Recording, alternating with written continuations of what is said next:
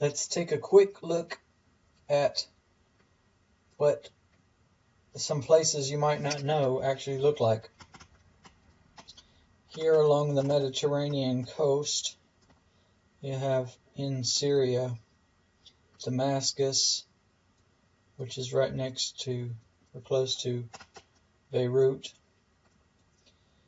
And further along the coast up here, this little inlet called the Alexandrite has right along its coast here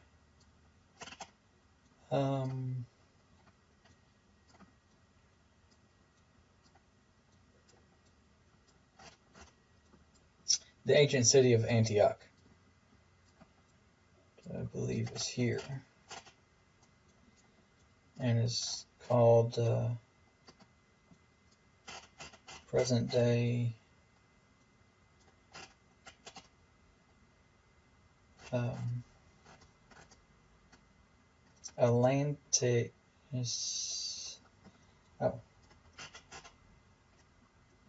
Atlantica or something. It's not pulling up here on Google Maps. But what is interesting to see, so this is the coastline right outside of Antioch, is how, here's the name, Antioch, is how beautiful this is. I mean, look at this coastline here with this huge mountain. And this was the area that Paul moved to after moving out of Tarsus. But not only that, you come down the coast, there's Tarsus. You come down the coast, and here's Beirut, which I always thought was kind of like along the middle somewhere, but it's right here on the coastline.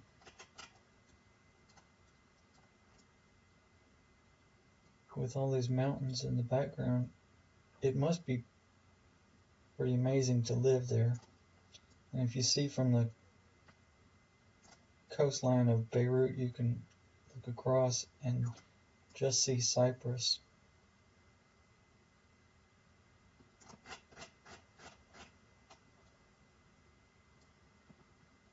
All right in this area.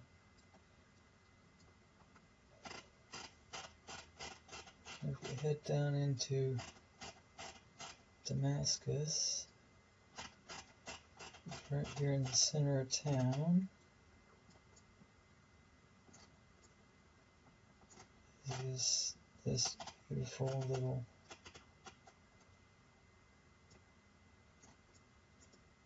fountain, public fountain around the circle thing with the sword of Muhammad in big sculpture form there. That's Damascus. One of the things that I thought was neat about Beirut is if you had a fighter jet, you could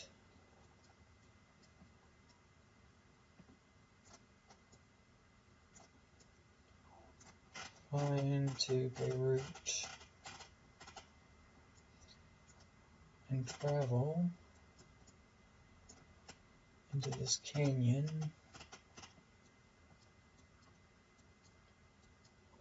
and through the hills.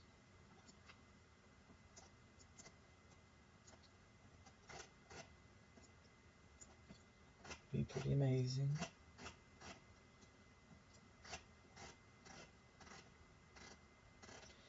Now, the hadiths of Muhammad speak about a whole bunch of stuff, but one of the things they say is that at the end times, the Ark of the Covenant will be found in Sham, and Sham is viewed as a place that is somewhere in this area.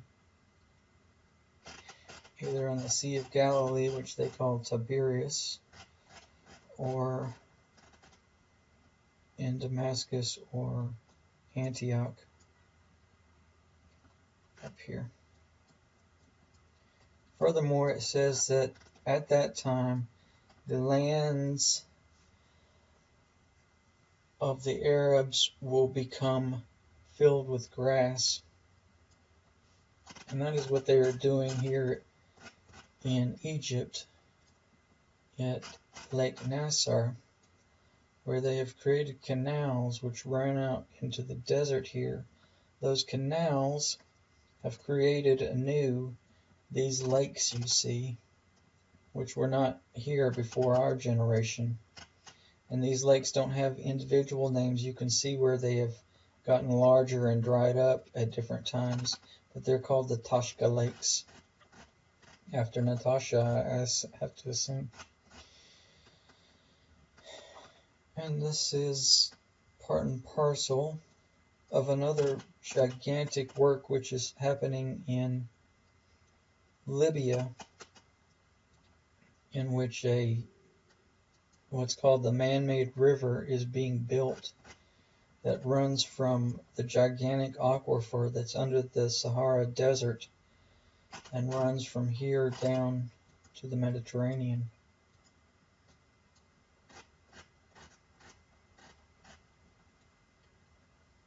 What I think they should do to fix this huge blot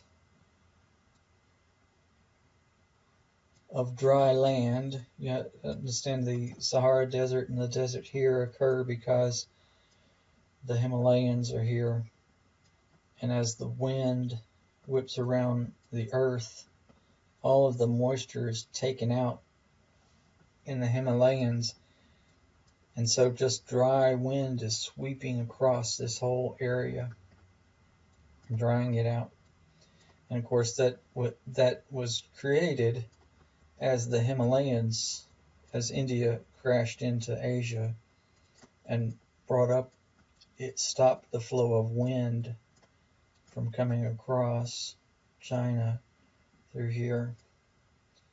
And they say that is what caused the ascent of mankind, because before we were all living as hunter-gatherers through this whole area, which had lakes and various things, and when it dried up, we all had to move to the Nile Valley. And once you had all of those people trying to live off of this small bit of land, they had to create agriculture. No. And that's just the story of this gigantic marble